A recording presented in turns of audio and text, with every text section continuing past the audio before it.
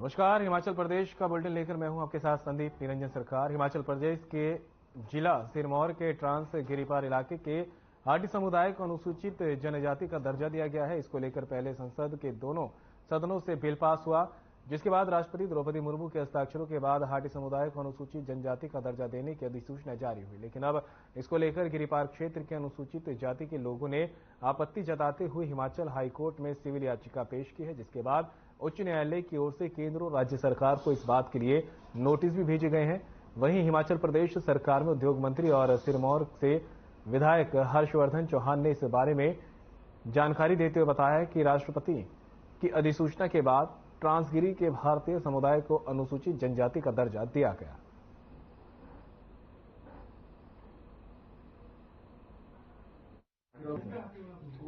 NGT के order का अध्ययन किया जाएगा और उसको हम देखेंगे उसमें क्या किया जा सकता है। और अगर उसमें, क्योंकि हम हिमाचल प्रदेश के जो वहाँ के जो लोकल लोग हैं, जो घोड़े वाले हैं, उनके हम इंटरेस्ट को हिमाचल प्रदेश सरकार प्रोटेक्ट करेगी। अगर इसमें रिव्यू करने की भी जरूरत पड़ी या मान लो हायर कोर्ट में भी ये इसको अपील में जाने पड़ेगा, तो हम हिमाचल प्रदेश सरकार जो रिव्यू में जाएगी और हम उसको अध्ययन करने के बाद जो है अगला कदम जो है उठाएंगे। को स्वीकृति प्रदान की है कि ट्रांसगिरी क्षेत्र के जो राजपूत हैं और ब्राह्मण्स हैं उनको एसटी का स्टेटस दिया गया है। जब ये केस हिमाचल प्रदेश सरकार को आया और हिमाचल प्रदेश सरकार ने इसको एग्जामिन करने के लिए लॉ डिपार्टमेंट को भेजा, तो लॉ डिपार्टमेंट ने पाया कि इसमें कुछ त्रुटियां थी। पहली त्रुटि जो थी वो थी उसमें बेस डेट जो है कि ट्रांसगिरी में जो लोग रह रहे हैं, कब से रह रहे हैं, उनको एसटी का स्टेटस दिया जाएगा। कोर्ट के मैटर पर बोल सकते हैं। एक एनजीटी वाले पे भी जो टोकरी वाला वो भी गलत। हिमाचल प्रदेश में सीपीएस की नियुक्ति को चुनौती देने का मामला सुप्रीम कोर्ट पहुंचने की तैयारी में है। इस मामले में सरकार की ओर से मामला उच्चतम न्यायालय में ट्रांसफर करने की याचिका आधार की गई है। इसको लेकर सीपीएस मोहनलाल ब्राक्टा ने कहा कि इसी तरह के मामले सुप्रीम कोर्ट में पहले से हैं, केवल इसलिए इस मामले को सुप्रीम कोर्ट ट्रांसफर करने की बात की जा रही है। उन्होंने कहा कि सीपीएस नियुक्ति पूरे संवैधानिक तरीके से एक्ट बनाकर हुई है। विपक्ष के एलिगेशन से कुछ तय नहीं होगा, ऐसे में न्याय प्रक्रिया के जरिए ही पूरा हक निकलेगा। साथ ही उन्होंने कहा कि सिमिलर मामले पहले ही सुप्रीम कोर्ट में है, लिहाजा सभी के लिए एक सा फैसला वहां से आए, इसलिए मामला सुप्रीम कोर्ट में लड़ने की याचिका की गई है।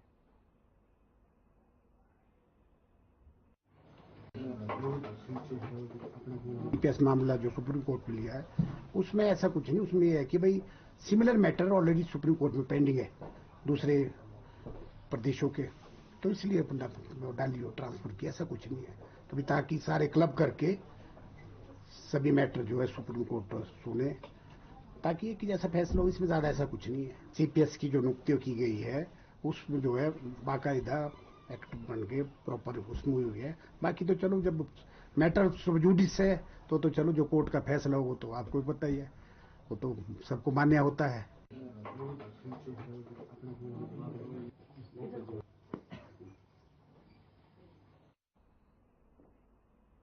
नगर निगम शिमला ने पूर्व महापौर और उप महापौर का सम्मेलन बुलाया है। इस सम्मेलन में शहर के प्रबुद्धजनों से शहर के विकास और नगर निगम की आय बढ़ाने के लिए सुझाव लिए जाएंगे। वहीं नगर निगम शिमला के मेयर सुरेंद्र चौहान ने बताया कि शहर के विकास, सौंदर्यीकरण और निगम की आय बढ़ाने के लिए इसके माध्यम से सुझाव लिए जाएंगे। उन्होंने बताया कि पहली बार शिमला में इस तरह का सम्मेलन आयोजित किया जा रहा है। जनता के चुने हुए सभी विचारधारा के प्रतिनिधि बेहतर काम का प्रयास करते हैं। साथ ही उन्होंने बताया कि पूर्व कांग्रेस, सीपीआईएम और बीजेपी तीनों ही पार्टियों के प्रतिनिधि नगर निगम शिमला के महापौर और उप महापौर रह चुके हैं।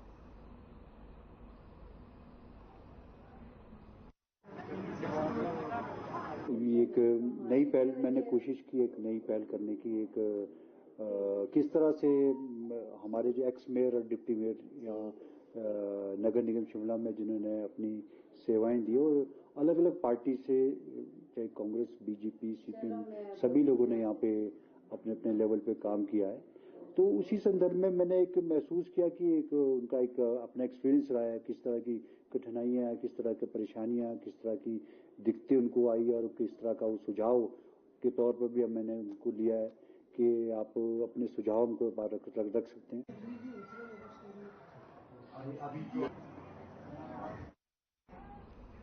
हिमाचल प्रदेश में टैक्सी ऑपरेटरों के लिए राहत की खबर है। 5 सीटर से कम टैक्सी गाड़ियों को सालाना 8,000 नहीं बल्कि 1,350 स्पेशल रोड टैक्स देना होगा। बीते दिन जारी अधिसूचना के तहत 5 सीटर कम टैक्सी गाड़ी पर 8,000 सालाना टैक्स लगा दिया गया था, जिसके बाद टैक्सी ऑपरेटरों में हड़कंप मच गया था और इसका वे विरोध कर रहे थे। लेकिन शुक्रवार को एक नई अधिसूचना जारी की गई, जिसमें टैक्सी ऑपरेटरों के साथ निजी बस ऑपरेटरों को भी राहत दी गई है। वहीं परिवहन विभाग के सचिव आरडी नजीम ने कहा कि उप मुख्यमंत्री और मुख्यमंत्री के आदेशों के बाद बाहरी राज्यों के टैक्सी ऑपरेटर, हिमाचल के टैक्सी ऑपरेटर, शिक्षक संस्थानों के साथ ही निजी बस ऑपरेटर के साथ बैठकें की गई और टैक्स लगाया गया है।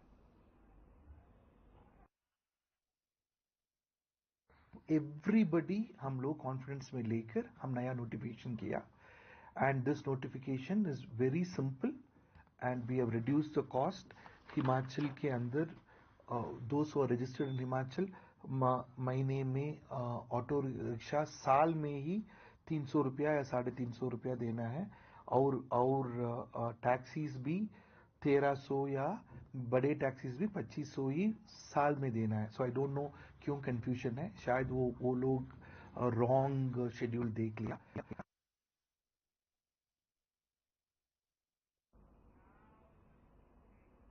खबर मंडी से है, जहां त्योहारी सीजन को लेकर खाद्य सुरक्षा इकाई एमसी शहर के विभिन्न स्थानों पर खाद्य पदार्थों के सैंपल लेना उन्होंने शुरू कर दिया। इस दौरान डॉक्टर विजय सहायक आयुक्त खाद्य सुरक्षा अधिकारी कुमारी वर्षा ठाकुर ने शहर के विभिन्न स्थानों का निरीक्षण किया और सैंपल भरे हैं। वहीं सहायक आयुक्त डॉक्टर विजय ने बताया कि त्योहार सीजन को लेकर शहर का निरीक्षण किया गया है, जिससे त्योहारों में बिकने वाले खाद्य पदार्थों का भी निरीक्षण किया गया। उन्होंने कहा कि निरीक्षण के दौरान शहर की कई दुकानों में साफ सफाई की व्यवस्था ठीक नहीं पाई गई। ऐसे व्यापारियों को हिदायत दी गई है कि वे नियमों का पालन करें।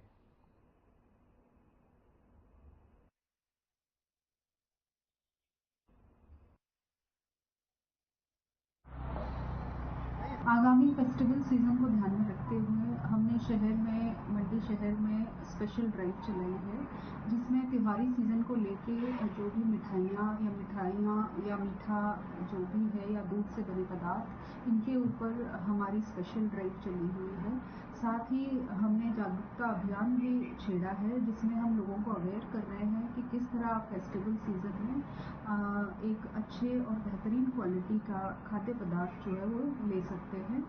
इसी कड़ी में हमने आज मंडी शहर की मार्केट से सैम्पलिंग करी है, जिनमें हमने घी, तेल, शुगर और जैगरी और मिठाई में गुलाब जामुन, इन खाद्य पदार्थों की सैम्पलिंग करी है, जिनकी क्वालिटी और गुणवत्ता को चेक करने के लिए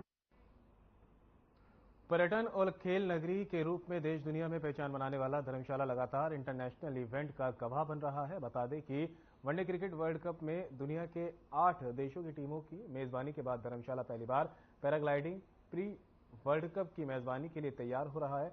वहीं इवेंट का आयोजन धर्मशाला के नरवाणा में 13 से 17 नवंबर तक आयोजित किया जा रहा है। इस प्रतियोगिता में अब तक दुनिया भर के विभिन्न देशों के करीब 120 से ज्यादा पायलट पंजीकरण करवा चुके हैं। वहीं पैराग्लाइडिंग प्रतियोगिता के अलावा इस दौरान पैराग्लाइडिंग, कलाबाजी प्रदर्शन, फूड स्टॉल, रंगारंग सांस्कृतिक कार्यक्रम और लाइव म्यूजिक का आयोजन किया जाएगा। वहीं इस बारे में धर्मशाला के विधायक सुधीर शर्मा का कहना है कि धर्मशाला में पहली बार paragliding accuracy pre world cup का आयोजन किया जा रहा है। खास बात यह है कि यह सबसे सुरक्षित साइट है।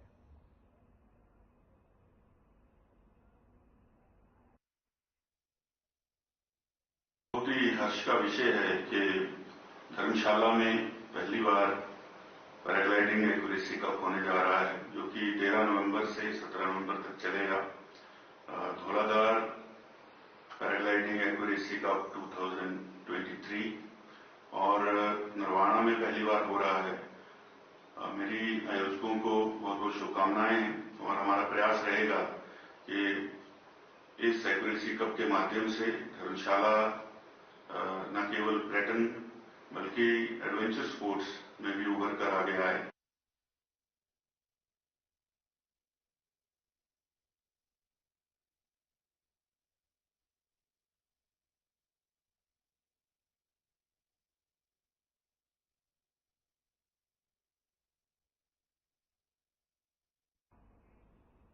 फिलहाल बुलेटिन में मेरे साथ इतना ही, दीजिए इजाजत, नमस्कार।